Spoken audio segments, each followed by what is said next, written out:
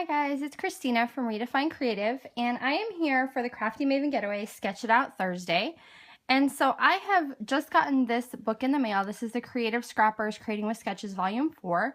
And this was actually a prize that I won, so I've been really trying to use it. So I have decided to work with this sketch down here today.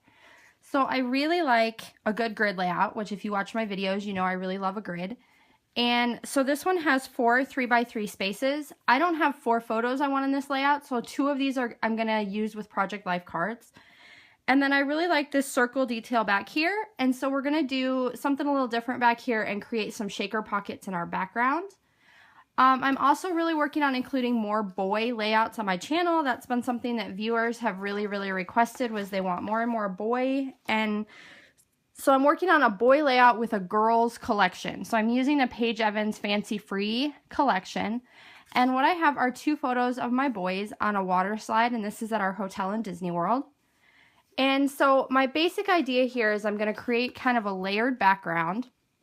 And then my 3x3 squares, 2 of them are going to be from this pictures of my boys. And then 2 of them are going to be with some Project Life cards that I cut apart into that 3x3 size. So I'm going to go ahead and put you on fast forward and we'll get started. Okay, so when I was thinking about how to incorporate the mood board, one of the quotes on the mood board, there was a white background with a black quote that talked about adventure.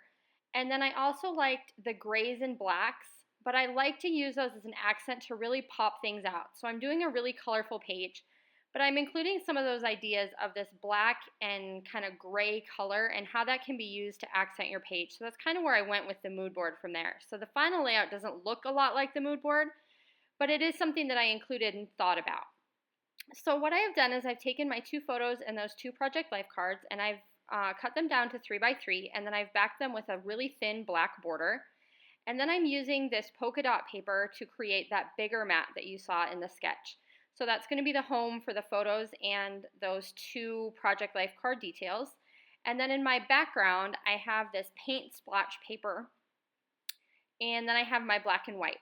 So what I'm showing you there is this little trick where I punched these bigger holes that I'm going to use for my shaker pockets first. And then I actually stuck my punch through the big hole to make the smaller holes. So that's how I get around not having a punch with me handy that will reach into those areas. So now what I'm doing is I took a piece of fun foam and I cut it out the same size as the circles into this little border. And that makes a really easy way to include a shaker pocket. So using that fun foam, I cut that little circle outline, and it's the exact right size to make those shaker pockets. So I filled them up with some sequins called Let's Be Mermaid and some gunmetal, and those are both from Spiegel Mom Scraps.